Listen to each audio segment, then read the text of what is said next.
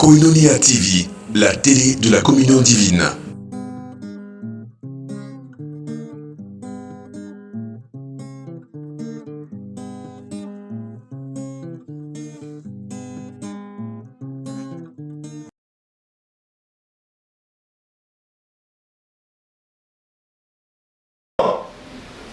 L'Éternel a manifesté son salut. Il a révélé sa justice aux yeux des nations.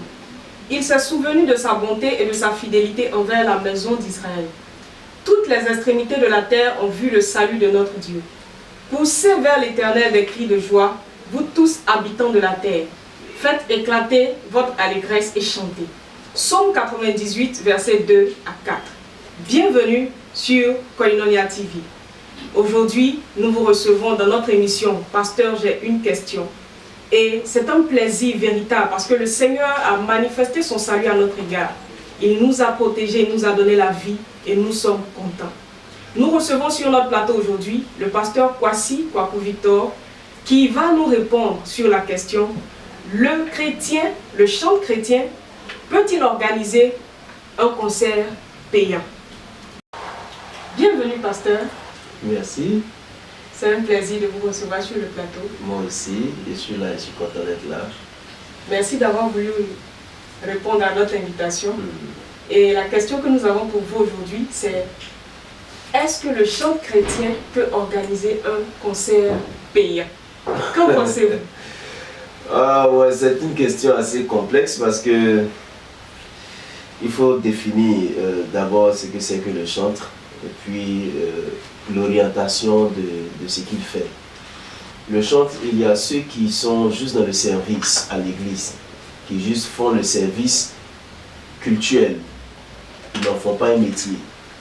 Maintenant, il y a ceux qui sont chanteurs mais qui sont artistes, qui en ont fait un métier, qui ont compris que la grâce que Dieu leur a donnée, ce n'est pas juste pour faire le service à l'église, mais ils peuvent en vivre, parce que toutes les grâces que Dieu nous donne peuvent nous aider aussi à vivre. Alors, est-ce qu'il peut organiser un concert chrétien, un concert payant?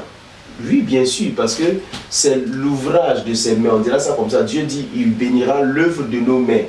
Et quelquefois, l'œuvre de nos mains se définit dans la capacité que Dieu nous donne à faire telle ou telle chose. Donc, lui, il vient et se dit, Dieu m'a donné la capacité de chanter, c'est un travail pour moi, et chaque travail mérite un salaire. Et je pense que c'est normal qu'il dise qu'il fasse un concert payant. Voilà. S'il veut bien en faire un métier et en vivre, c'est normal qu'il fasse un concert payant. Il n'y a pas de mal à ça. Moi, je vois ça comme quelque chose de trop normal même. D'accord, pasteur. Mais en même temps, qu'est-ce que vous pensez de ce passage où Jésus dit « Vous avez reçu gratuitement, donné gratuitement ».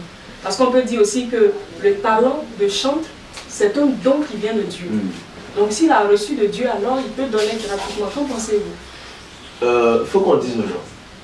Il faut qu'on dise aux gens que l'évangile est gratuit, mais l'évangélisation est payante. C'est-à-dire coûte quelque chose. L'évangile est gratuit, c'est-à-dire que je veux venir te prêcher l'évangile, je ne te demande pas de me payer pour ça.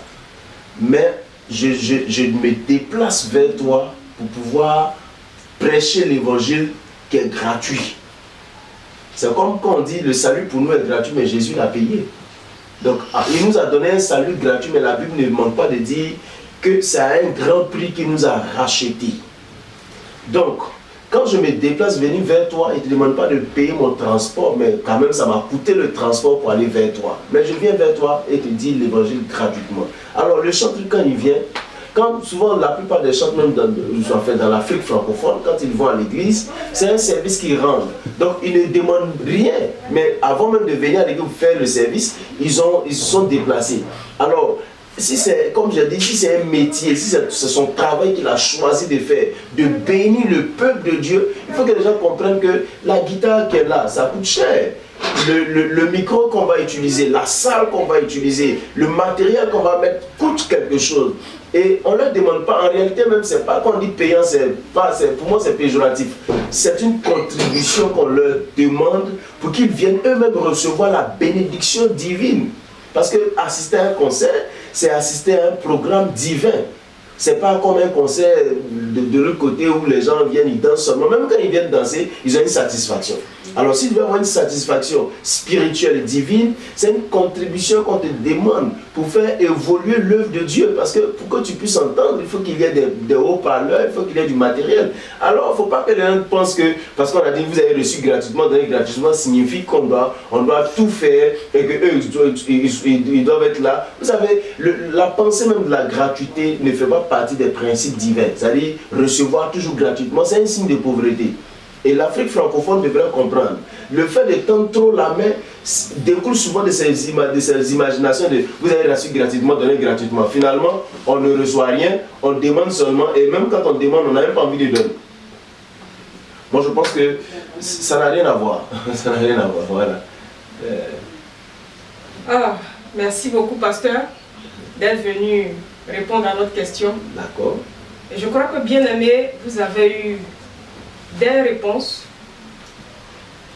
Merci beaucoup, pasteur, d'être venu sur le plateau de Pasteur, j'ai une question. Et bien aimé, toi qui nous regardes, le pasteur vient de répondre à la question: le chant chrétien peut-il organiser un concert payant?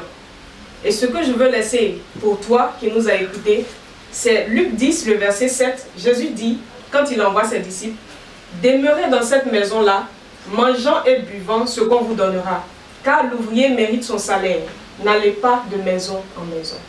Que Dieu te bénisse et à une prochaine fois dans Pasteur, j'ai une question. Shalom.